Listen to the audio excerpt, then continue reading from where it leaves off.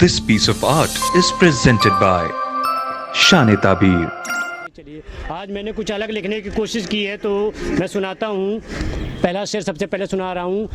क्यों ना नफ़रतों की ये दीवार गिरा दी जाए, क्यों ना नफ़रतों की ये दीवार गिरा दी जाए, मोहब्बत की फुलवारी इसमें लगा दी जाए। क्यों ना नफ़रतों की ये दीवार गिरा दी जाए और मोहब्बत की फुलवारी इसमें लगा दी जाए। बहुत तोड़ा है मेरे देश को मजहबों के झगड़ों ने। क्यों ना नफ़रतों की ये दीवार गिरा दी जाए, मोहब्बत की फुलवारी इसमें लगा दी जाए। बहुत तोड़ा है मेरे देश को मजहबों के झगड़ों ने, आओ अब इसमें प्रेम की गंगा बहा दी जाए। जी बहुत बहुत शुक्रिया पहले शेर पर दाद देने के लिए। अब मैं दूसरा पढ़ रहा हूँ, सुनिए, उसके बाद मैं असली रूप में आता हूँ जिसके वजह से मैं जाना जाता हूँ। ठीक है जी। वक्त बुरा हो तो गलत क्या कुछ नहीं होता। यहाँ पर एक शब्द मैं इस्तेमाल करने वाला हूँ, उर्दू में आया बोलते हैं। आया का मतलब होता है दिखाई देना। नेहा होता है छुपा हुआ, आया होता है दिखाई देना, जो सबको दिखाई देता है। तो आया का मतलब होता है दिखाई देना। कि वक्त बुरा हो तो गलत क्या कुछ नहीं होता, जैसे अंधेरे में आया कुछ नहीं होता। वक्त बुरा हो तो गलत क्या कुछ नहीं होता, जैसे अंधेरे में आया कुछ नहीं होता। मरते देखा है बचपन जिम्मेदारियों के बोझ से, कौन कहता है अमीरी गरीबी से कुछ नहीं होता।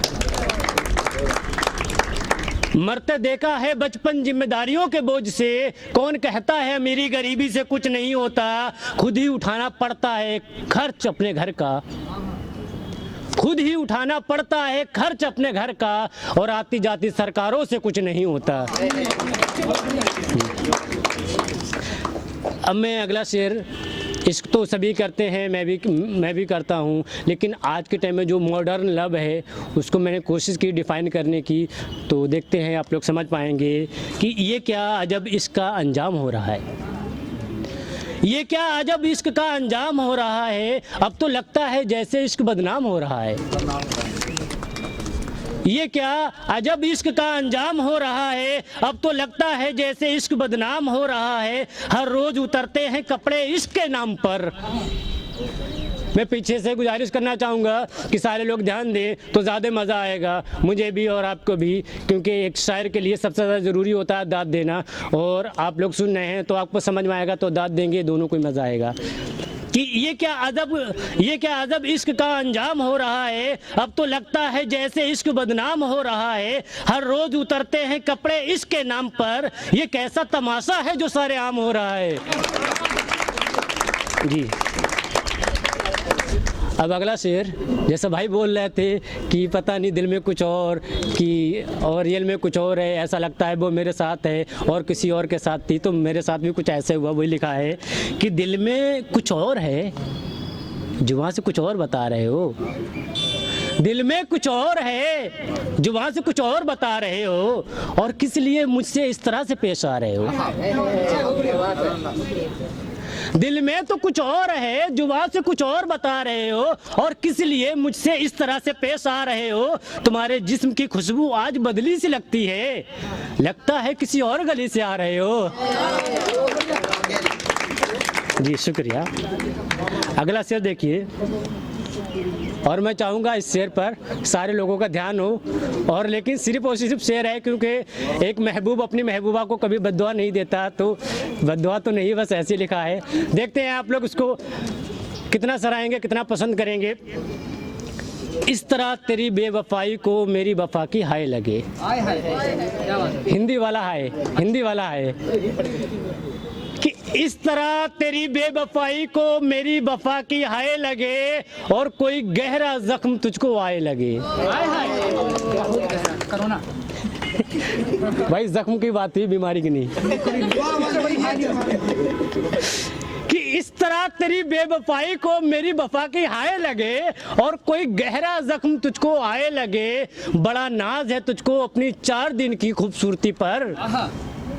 इस तरह तेरी बेवफाई को मेरी वफा की हाय लगे, और कोई गहरा जख्म तुझको आए लगे। बड़ा नाज है तुझको अपनी 4 दिन की खूबसूरती पर, खुदा करे तुझको बुढ़ापा आए लगे। जी जी शुक्रिया। अब अगला जो मैंने कुछ लाइंस लिखी हैं, ये मेरी गज़ल जो लिखी थी उसकी कुछ लाइंस हैं, देखते हैं आप लोगों को पसंद आएंगी नहीं। उसके बाद मैं एक शेर और पढ़ूंगा, फिर अब मैं ख़त्म करूंगा क्योंकि ज़्यादा वक्त भी नहीं लेना चाहता मैं। गुजारिश है कि आप लोग इसको सुने तो ज़्यादा पसंद आएगी, वरना तो लाइंस, गज़ल तो आप जानती हैं लाइंस ही होती हैं, शेर नहीं। कि इस तरह से भी हमने गम छुपाए हैं।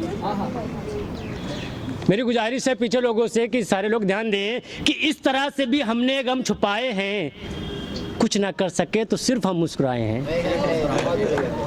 कुछ इस तरह से भी हमने गम छुपाए हैं, कुछ ना कर सके तो सिर्फ हम मुस्कुराए हैं। इससे ज़्यादा क्या होगा और जुल्म मुझ पर, इससे ज़्यादा और क्या होगा कोई जुल्म मुझ पर, वो किसी और के होकर मेरी महफिल में आए हैं। इससे ज़्यादा और क्या होगा कोई जुल्म मुझ पर, वो किसी और के होकर मेरी महफिल में आए हैं। और तरसते रहे जिनकी उंगली थामने को हम, तरसते रहे जिनकी उंगली थामने को हम, हाथ उसने अपने गैरों के हाथों में थमाए हैं। तरसते रहे जिनकी उंगली थामने को हम, हाथ उसने अपने गैरों के हाथों में थमाए हैं। अब अगला शेर जो है, जो लोग पहुंचेंगे तो समझेंगे कि जिन फूलों की चाहत थी मुझको मेरे बाग में, फूल मतलब बच्चे, कि हर कोई चाहता है मैं इससे प्यार करूं तो इससे शादी हो, मेरे बच्चे हों, तो वही है। हाँ यही है भाई साहब, और कुछ नहीं है। कि जिन फूलों की चाहत थी मुझको मेरे बाग में, वो किसी और आंगन में मुस्कुराए हैं। जिन फूलों की चाहत थी मुझको मेरे बाग में, वो किसी और आंगन में मुस्कुराए हैं। और ये किसी शायर के कलाम नहीं है साजिद, ये किसी शायर के कलाम नहीं है साजिद, ये तो जख्म है दिल के जो लफ्ज बनकर आए हैं। जी अब मैं आखिरी शेर पढ़ूंगा, उसके बाद ख़त्म कर रहा हूँ। ये शेर मेरे को बहुत पसंद है, देखते हैं आप लोग कितना पसंद करेंगे। शिकवा आपसे करूँ तो किस बात का, शिकवा आपसे करूँ तो किस बात का, आपने वही क्या जो मुनासिब लगा।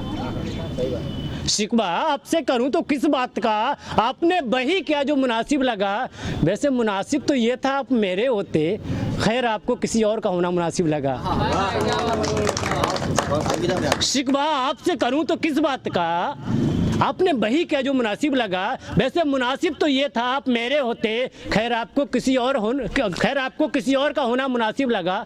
अब मैं इस पर गमज़दा हूँ तो मोहब्बत कैसी, अब मैं इस पर गमज़दा हूँ तो मोहब्बत कैसी, क्या फ़र्क पड़ता है कि मुझको कैसा लगा। जी शुक्रिया, शुक्रिया जनाब।